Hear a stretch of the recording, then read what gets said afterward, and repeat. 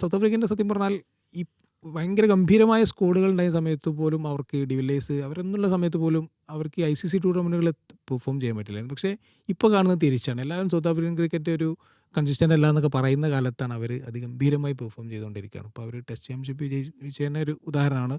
അതല്ലാതെ ഇപ്പോൾ നമ്മൾ പോയ 20 ലോകകപ്പിൻ്റെ ഫൈനലിൽ അവരുണ്ടായിരുന്നു. ഇന്ത്യയുടെ അവസാന നിമിഷം വരെയാണ് ഒരു ചെറിയ ചോക്കിങ് തന്നെയാണ് അന്ന് നടത്തിയത്, അല്ലെങ്കിൽ വിജയിക്കേണ്ട കളി തന്നെയായിരുന്നു. അതിനു മുമ്പുള്ള ഏകദിന ലോകകപ്പിലും അവർ ഗ്രൂപ്പ് ഘട്ടത്തിൽ അത് ഗംഭീരമായി പെർഫോം ചെയ്തിട്ട് സെമിയിൽ ഓസ്ട്രേലിയയോടാണ് അവർ തോൽക്കുന്നത്. ഈ വർഷം വീണ്ടും അവർ സെമിയിലുണ്ട്. സൗത്ത് ആഫ്രിക്കയെക്കുറിച്ച് പറയുമ്പോൾ ഈ ടൂർണമെൻറ്റിലെ ഏക അൺബീറ്റൻ ടീമാണ്. അത് ഒരു എന്താ പറയുക അപ്രതീക്ഷിതമായിട്ടുള്ളൊരു സംഭവമല്ല. കാരണം അത്രയും ഗംഭീരമായ സ്കോഡാണ്. എനിക്ക് പേഴ്സണലി ഇന്ത്യയേക്കാൾ ബെസ്റ്റ് സ്കോഡാണ് സൗത്ത് ആഫ്രിക്കയുടെ എന്നാണ് ഞാൻ പറയാം. കാരണം അവർ ലോകകപ്പിന് മുമ്പുള്ള 2 താരങ്ങൾ പരിക്കേറ്റിട്ട് പകരം വന്നത് റിക്കൾട്ടണും സ്റ്റെപ്സുമാണ്.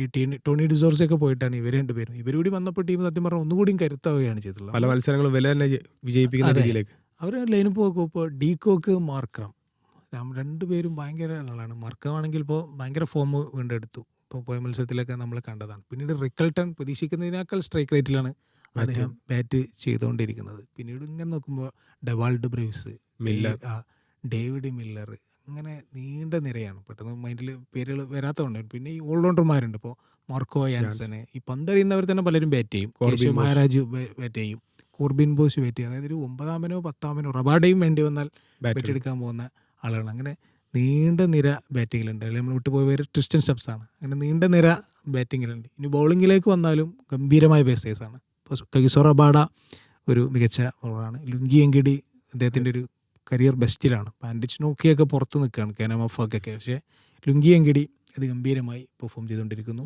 പിന്നീട് സ്പിന്നായാലും പിന്നെ കേശവ് മഹാരാജ് ഒരു കുഴപ്പമില്ലാത്ത രീതിയിൽ എറിയുന്ന ആളാണ്.